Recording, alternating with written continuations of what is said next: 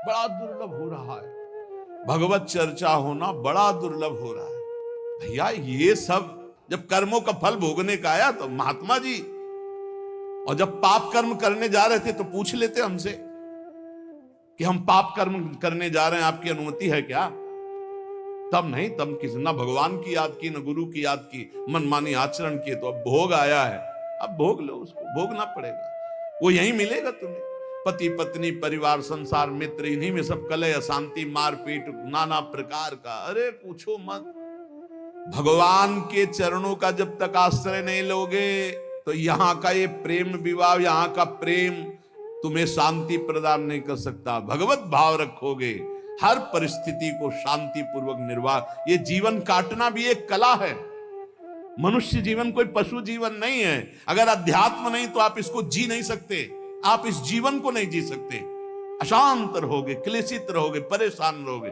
जीवन की कला है द्वंद्वों में समता, संपूर्ण जगत में रहते हुए ममता रहित हो जाना, संपूर्ण क्रियाएं करते हुए अहंकार रहित हो जाना। अभी जीवन मुक्तता का आनंद आ जाए तो मच्चित्ता मदगत प्राणा बोधयंता परस्परम कथयंत च माम नित्यम तुष्यंत च रमंत च। हमारा उद्देश्य भगवत प्राप्ति का है। जो भगवत संबंध से भगवत प्राप्ति करना चाहता है उसके लिए दरबार खुला है, फ्री है। कोई फीस नहीं है, कोई शर्त नहीं है। तुम कौन हो, कहां के हो, कोई मतलब नहीं। आपका केवल संबंध भगवान के संबंध से वार्ता होगी तो यहां हो सकती है। इसलिए सावधानी होकर हमारे समय को निरर्थक ना किया जाए। बहुत कीमती समय, जब प्रश्न होता है तो फिर उस पर चर्चा करनी ही होती है। हमें सिर्फ भगवान का आदेश है, कथयंतश्च माम नित्यम तुष्यन्ति च रमन्ति च। उसी में संतोष करना, उसी में रमण करना है। हमारा भरण पोषण श्री प्रिया जी से होता है, किसी व्यक्ति से नहीं होता है।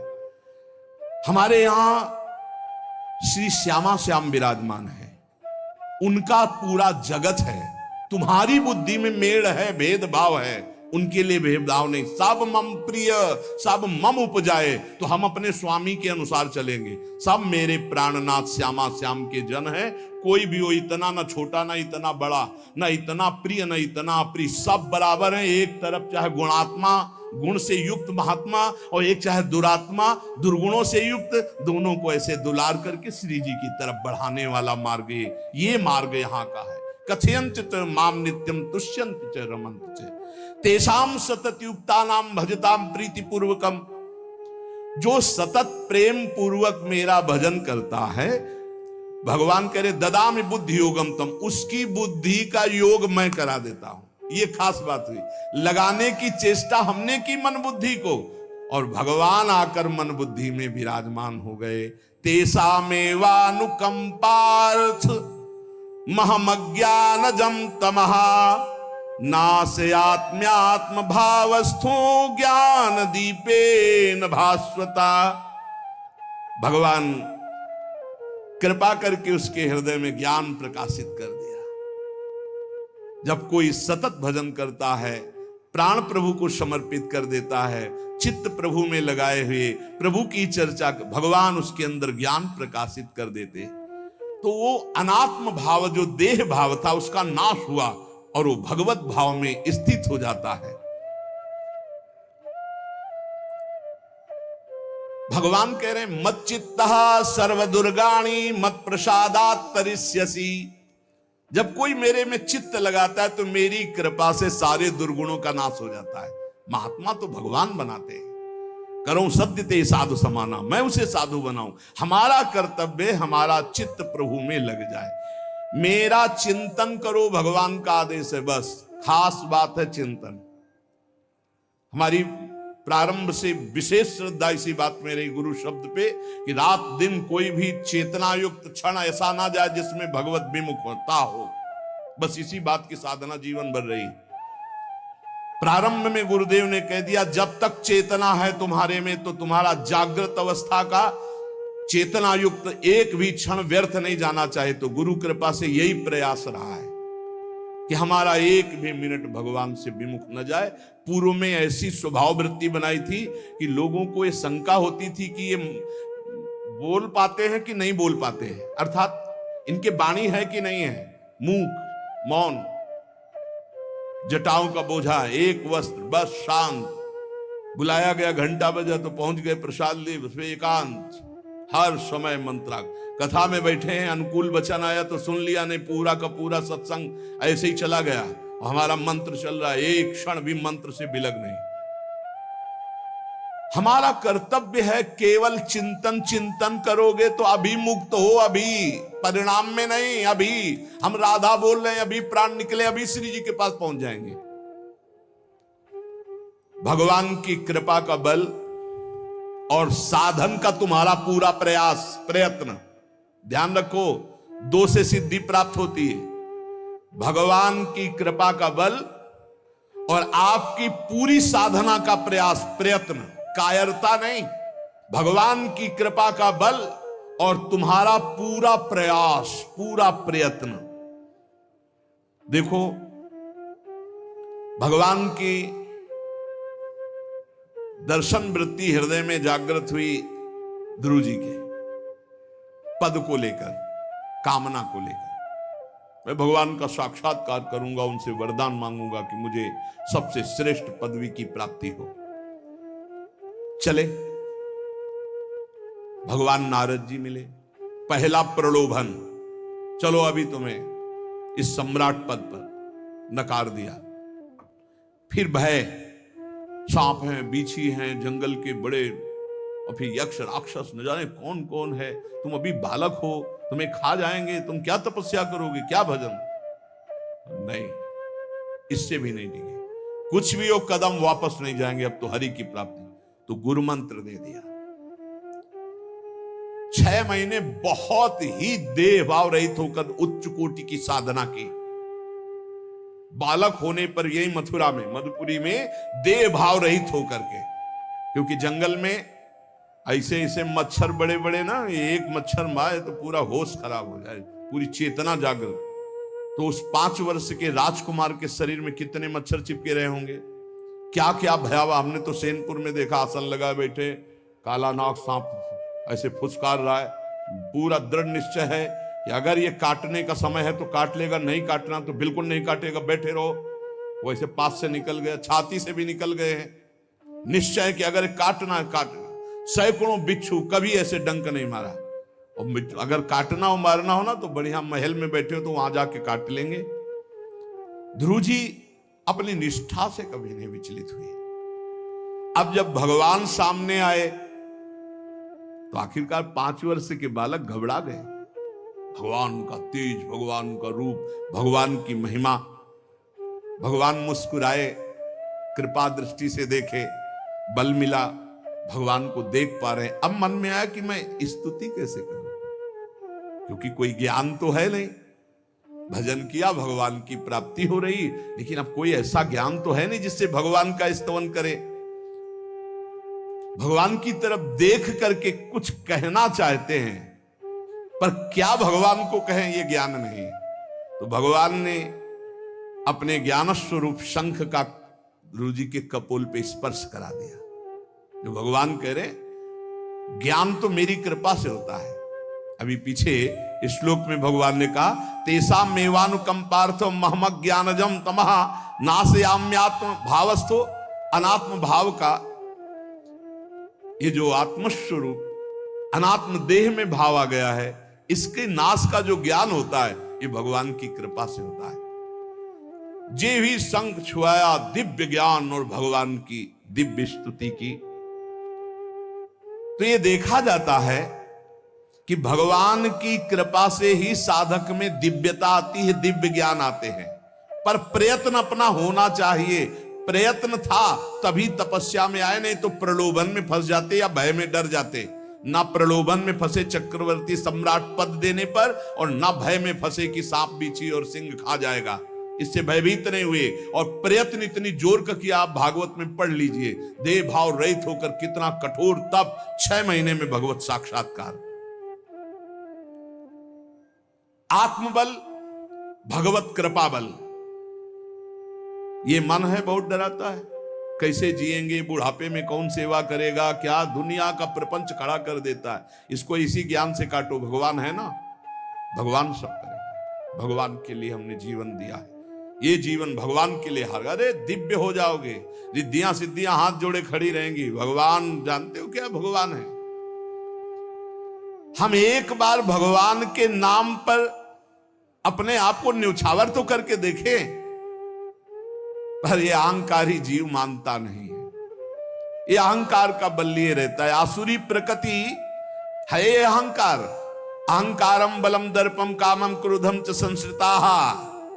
जिसके अंदर ये आसुरी प्रवृत्ति अहंकार होता है, उसमें काम क्रोध लोभ ये भरपूर होते हैं। कहां से भगवत प्राप्ति हो?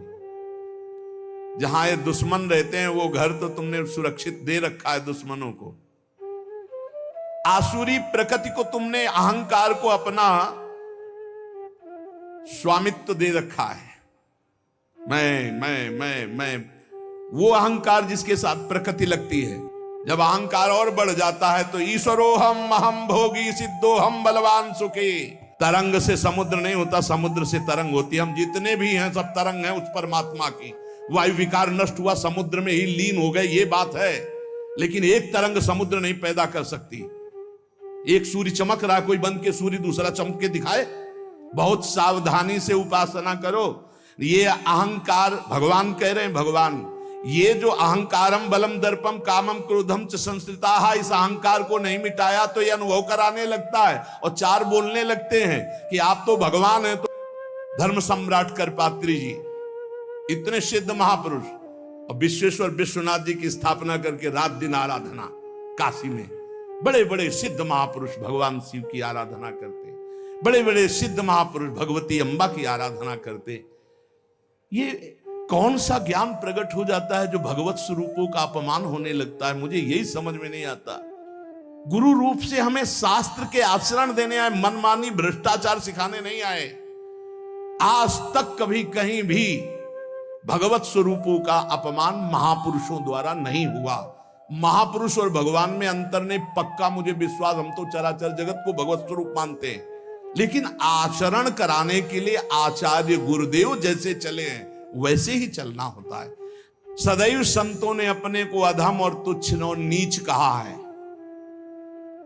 हनुमान जी जैसा कोई ज्ञानी, महाबली, कोई त्यागी, कोई ब्रह्मचारी, बैरागी, हनुमान जी जैसा कोई त्रिभुवन में द्वितीय हुआ हो तो बता दो।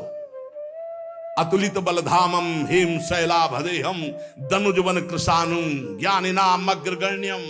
अरे जय गिर चरण दे हनुमंता चले सुगा पाताल तुरंता। हजार हजार को पकड़ के कछु मारिस कछु मर्दिस कछु मिले से धर धूरी। अब विभीषण जी से कैसे परिचय बता रहे हैं? प्रात ले जो नाम हमारा तेहि दिन ताहि ना मिले आहारा। असमय अधम सखा सुनु मोहु पर रघुबीर। क्या दैन्यता का स्वरूप हनुमान जी महाराज। भगवान से जब हनुमान जी मिल रहे तब उनसे प्रभु आप पूछ रहे हो कि तू नाथ एक में मंद मोह बस ज्ञानी नाम अग्रगण्यम। एक में मंद मोह बस कुटिल हृदय अज्ञान पुनि प्रभु मोहि विसारेऊ दीन बंधु भगवान। जय प्रणतारित भंजन चरणों में लौट गए हनुमान जी महाराज। सबरी जी भगवान सामने बैठकर स्तुति करते हैं। जो नवधा भक्ति है वो उपदेश नहीं है, सबरी जी की स्तुति है। ये सब भक्ति सबरी जी में विराजमान, क्योंकि उसी समय सबरी जी भगवत धाम जाती है तो उपदेश तो उसको दिया जाता है जो आचरण में उतारे। सबरी जी तो सिद्ध महापुरुष अभी भगवत धाम जा रहे हैं भगवान के सामने ही। वो क्या कहती? अधम ते अधम अधम अति नारी तिन मह में मति मंद अघार। हरिवंश महाप्रभु क्वाहम तुच्छ परम अधम प्राण्यो गर्ह कर्मा यत् नाम स्फुरति महिमा हरेश वृंदावनस्य। इन सब बड़े बड़े आचार्य महापुरुषों ने भगवान की दास्ता स्वीकार करके जीवन अर्पित करके आचरण करके दिखाए। जहां ये आसुरी अहंकार होता है तो ईश्वरोहम अहम भोगी सिद्धोहम बलवान। ये सिद्धावस्था नहीं है, ये तमोगुणी आसुरी अहंकार का परिणाम है। जो ये दिखाई देता है भगवत स्वरूपों का अपमान करके, ऐसे नहीं। यद्यपि अभेद है वो महापुरुष शिव और वो अभेद है, पर आचरण जब करेगा तो स्वामी और सेवक का करेगा। काशी नगरी सिद्धों की नगरी है, ज्ञानियों की। देखा बड़े बड़े सिद्ध परमहंस जाते हैं शंकर जी के दर्शन करने, विश्वनाथ जी के, तो जिनकी कमंडल भी नहीं, दिगंबर है ना, तो वो भी ऐसे हाथ उठा के नमः पार्वती पते, और बस ऐसे सर झुकाए खड़े रहते हैं। जल भी नहीं है, पत्र भी नहीं है, ऐसे वो हम सब खड़े खड़े घंटों खड़े रहते। तो वहां के शिव पार्षदों से ऐसा करुणा में प्रेम हो गया था कि वो हमें नहीं हटाते थे, तो एक कोने में घंटों खड़े रहते थे और दर्शन करते रहते थे भगवान विश्वनाथ जी। तो जैसे ऐसे अवधूत आते, न कोई जल का कमंडल है, न कोई पत्र है, न पुष्प, नजदीक गए और नमः पार्वती पते हार हार महादेव, बस सर झुका, ये है। और स्वयं शिव स्वरूप है, इतना अंतर नहीं ब्रह्मबोध में। भक्तों में भी कभी कभी आम प्रकट होता है, वो वाणी से आपको दिखाई देगा, लेकिन वो आसुरी अहंकार नहीं होता। ध्यान रखना, ये उनका भागवतिक बल होता है, ये आसुरी अहंकार नहीं होता। जैसे जनक जी की सभा लगी हुई है, भगवान श्री राम लक्ष्मण जी विराजमान है विश्वामित्र जी के समीप बड़े सौम्य भाव से। जनक जी महाराज ने देखा कि बड़े बड़े वीर आए, पर धनुष यज्ञ में धनुष को, अजगों को कोई उठा ही नहीं पाया, खंडन की तो बात जाने दो। रावण बाणासुर आया, आरती प्रणाम करके चले गए। अब आशा ही खत्म हो गई, कोई उठाने वाला ही नहीं, तो उन्होंने कहा वीर विहीन मही मैं जानी। अब मैं आज जान गया कि पृथ्वी वीरों से रहित हो गई। अगर मैं ऐसा जानता कि इस भूमंडल में कोई वीर ही नहीं अजगों का खंडन करने वाला, तो मैं ऐसा प्रण नहीं लेता, मेरी जानकी कुंवारी रह जाएगी। ऐसे विकल होके वीर विहीन मही मैं जानी। जनक जी ने इतनी बात जेव ही कही तो लक्ष्मण जी कूद पड़े सिंह शावक की तरह उछलकर, और कहा कि जहां रघुकुल भूषण भगवान श्री राम विराजमान हो जनक, ये बड़ी तुमने निराशापूर्ण बात कैसे कह दी?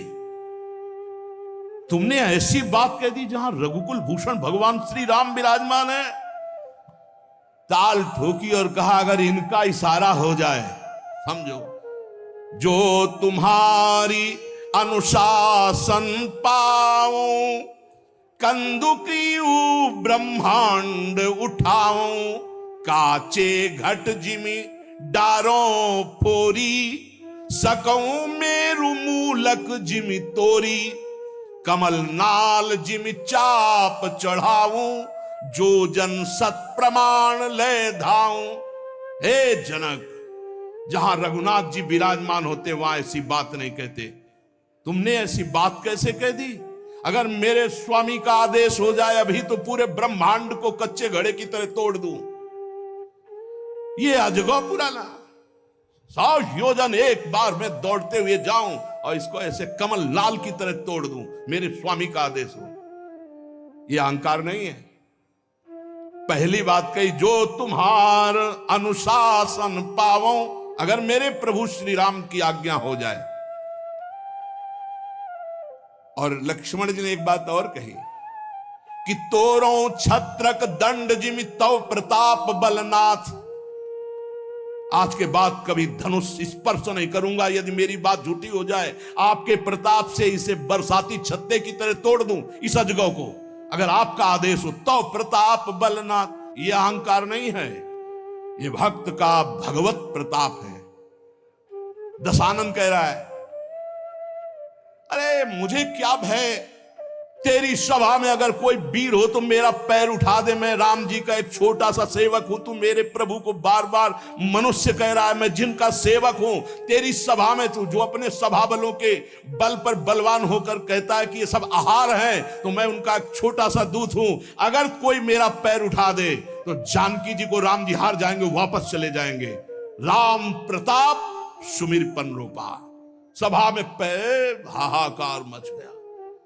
जब स्वयं दशानन उठा तो मारा घूसा, 4 मुकुट राम जी के चरणों में गए। राम जी के चरणों में झुक, तब तेर बचेगा, मेरे चरणों में झुकने से नहीं, कोई उठा नहीं पाया।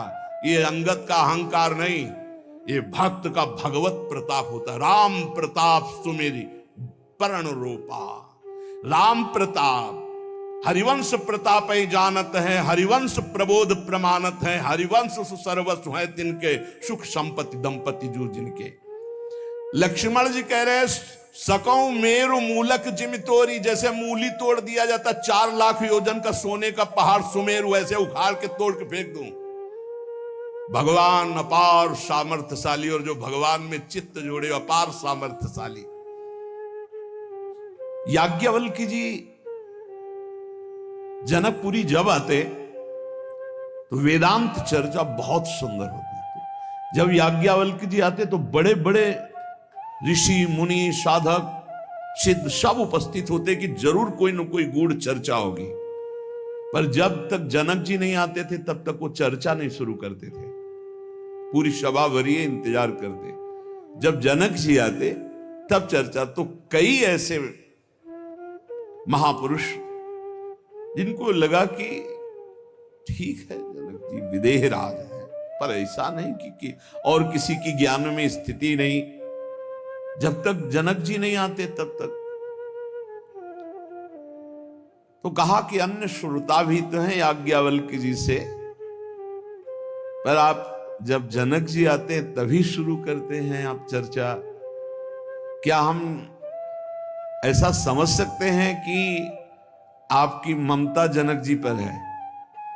क्योंकि समता में तो जब सब बैठे तो शुरू कर देना चाहिए। जब जनक जी आएंगे तभी तो हम क्या है समझ सकते हैं, क्योंकि ज्ञान से भरपूर बड़े बड़े ब्रह्म ऋषि बैठे रहते हैं। ऐसा नहीं कि जो जनक जी को ज्ञान हो और किसी को है ही नहीं। तो इसका मतलब लगता है याज्ञवल्क्य जी के अंदर कहीं ना कहीं ममता है, कहीं ना कहीं मोह है जनक जी के। परम योगी याज्ञवल्क्य जी थे। उन्होंने एक दिन सत्संग चल रहा था, पूरी जनकपुरी में आग लगा दी योग बल से। सूचना आई जनक जी महाराज की जय हो, पूरी मिथिला नगरी आसपास से अग्नि से घिर चुकी है, जल्दी जल्दी भागो। जो जनकपुर वासी थे वो तो भागे, आसपास बिल्कुल नजदीक अग्नि आ चुकी थी, वो योग बल से लगी हुई थी। जो ऋषि मुनि थे अपने अपने आप, कोई ब्राग चर्म, कोई हिरण का चर्म बिछाए हुए, जो मृग चर्म, कोई कुशा, कोई कंबल, सब अपने अपने समेटे याज्ञवल्क्य जी यथावत चर्चा कर रहे हैं। कोई भागा इधर, कोई उधर भागा, कोई भी वहां नहीं था, केवल जनक जी बैठे थे। बार बार मंत्री आदि, महाराज राजमहल में भी आग लग चुकी है, लगभग पूरा राजमहल जल चुका है, आप महाराज सुरक्षित होइए, आप हटिए यहां से। शांत मुद्रा में बैठे याज्ञवल्क्य जी का प्रवचन चल रहा, केवल जनक जी सुन रहे। सर्वथा निश्चिंत भाव से वो कथा करते जा रहे और वो सुनते जा रहे। स्थिर बैठे रहे जनक जी।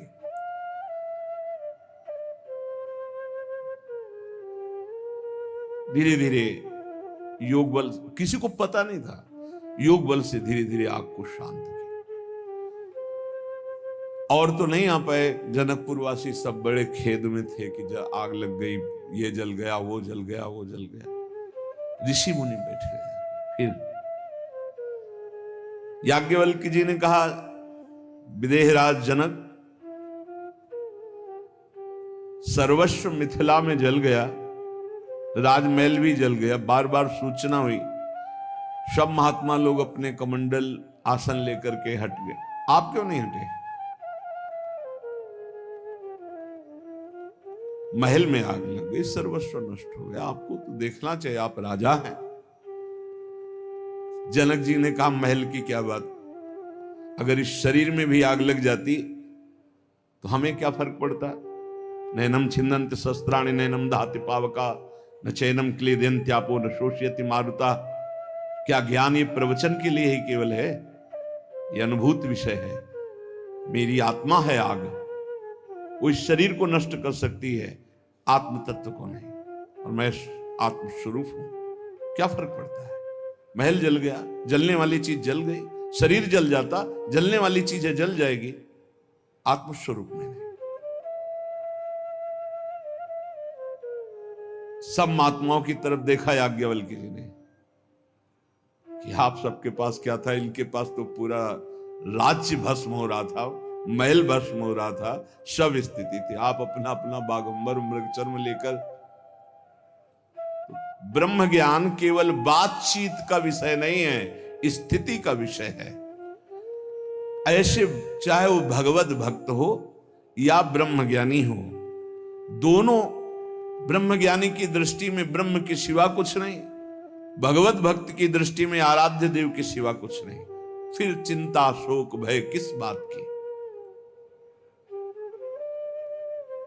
किसी भी स्थिति में विचलित ना होना, अपने आराध्य देव के चिंतन से, अपने लक्ष्य से ना हटना, ये परिपक्व अवस्था है, चाहे भक्त हो चाहे ज्ञानी हो। देखो, इतनी बात तो तुम्हें मानना पड़ेगा कि भगवान का दो स्वरूप है, एक चिदानंदमय स्वरूप है और एक ये मायाकृत स्वरूप है भगवान ही वासुदेवा सर्वम। ये जो मायाकृत स्वरूप है ये नष्ट होगा, पक्का समझो। गुरु भगवान है, संत भगवान है, सब भगवान के स्वरूप है। ये जो मायाकृत है ये नष्ट होगा। गो गोचर जहां लगु मन जाई, सो सब माया जानो भाई, और इसका अंत होगा। इसमें पक्का विश्वास करो। जो अविनाशी चिदानंदमय भगवान का हमारे स्वरूप है, ना कभी कोई मार सकता है, ना काट सकता है, ना जला सकता है, वही हमारी आत्मा का स्वरूप है। सच्चिदानंद रूपाय। अब बाहरी तो फिर जहां हमारी मायाकृत दृष्टि देख पा रही वो जलेगा, वो नष्ट हो जाएगा, आज नहीं तो कल। भाव मानना, हम भावना करते हैं मायाकृत से मायातीत की। हमारी भावना जो मायातीत की, उसे आग नहीं जला सकती। हमारे प्रभु की महिमा को समझो। प्रभु केवल प्राकृतिक नहीं है, प्रभु केवल छवि में ही नहीं है। विश्वास करो, वो तुम्हारे हृदय में, तुम्हारे भाव में भी है, वो छवि में भी है, वो चराचर जगत में कहो सो कहां, जहां प्रभु नहीं तो अग्नि में भी प्रभु है। प्रभु खेलने के लिए अगर जमीन पे गिर जाते हैं तो तुम्हें गिरना दिखाई दे, वो खेलना चाहते, खेलो महाराज, फिर उठा के स्नान करवा दिया। अंग भंग हो गया कोई श्री अंग का, हम प्रभु के दूसरे नवीन रूप को, हमारी आराधना माया युक्त से माया मुक्त त्रिगुणातीत भगवान की है, इतना मानना पड़ेगा। ये शुद्ध बात तुम्हें माननी पड़ेगी कि मायातीत परमात्मा है, त्रिगुणातीत परमात्मा है, कालातीत परमात्मा है, जिसकी हम आराधना कर रहे हैं। वो मूर्ति भी है, वो अमूर्त भी है, वो साकार भी है, वो निराकार है, वो सबसे परे है, वो सब में भरे है। जब तक संपूर्ण तत्व का ज्ञान नहीं होता तो उपासक दुख सुख को प्राप्त होता रहता है। अगर हम नहीं सुलझेंगे तो बहुत दुखी हो जाएंगे। ये मकान नाशवान है। हो सकता है आप बाहर किसी कार्य से गए हो, आपका मकान गिर गए हो, आपके ठाकुर दब गए, चकनाचूर सब हो गया। अब आप क्या बोलोगे, हमारे भगवान नष्ट हो गए? क्या भगवान नष्ट होने वाली बात है? क्या भगवान को कोई नष्ट कर सकता है? नहीं, हमारे भगवान सच्चिदानंद में है। जब हम सेवा कर रहे हैं तो सामने आप पद्धति देखना सेवा की। भागवत में भी आप पढ़ के देखिएगा तो कई जगह आपको ऐसी बात मिलेगी कि जब आप पूजा करने जाएं तो पहले ये ध्यान करें कि आपके हृदय से निकलकर भगवान सामने श्री विग्रह में विराजमान हुए, और जब शयन कराएं तब भावना करें कि भगवान श्री विग्रह से हमारे हृदय में पुनः आ गए। हमारे दो स्थान है पूजा के, एक बाह्य और एक आंतरिक। अगर ये रहस्य नहीं समझोगे ना तो फिर दुख सुख से युक्त होते जाओगे। आग लग गई, हमारे भगवान जल गए, ये बड़ी दुर्घटना हुई, आग आना बड़ा मंगल है। नहीं, बड़ा मंगल है, और पक्का कहते हैं बड़ा मंगल है, क्योंकि हमारे कर्म भस्म होते हैं। भगवान कृपा करके जो अमंगल है उसका वो भस्म कर देते हैं, उसका नाश कर देते हैं। भगवान हर प्रकार से साधक को शिक्षा देकर उसके संसारिकता का नाश करके उसे उज्जवल ज्ञान प्रदान करते हैं। ध्यान रखना, हर चेष्टा में भगवान की कोई न कोई महान ज्ञान शक्ति हमें प्रेरित कर रही कि जिस दिशा में हो और जिस दशा में हो और आगे बढ़ो और ऊपर उठो। अध्यात्म इतना ही नहीं है, हम लोग कभी कभी अहंकार और प्रताप के भेद को नहीं समझ पाते। महापुरुषों में अहंकार नहीं होता, वो भगवत प्रताप होता है। जो आसुरी अहंकार है वो तो भगवान की शरणागति से नष्ट हो जाता है। भगवान का प्रताप भक्तों के जीवन में उदय होता है।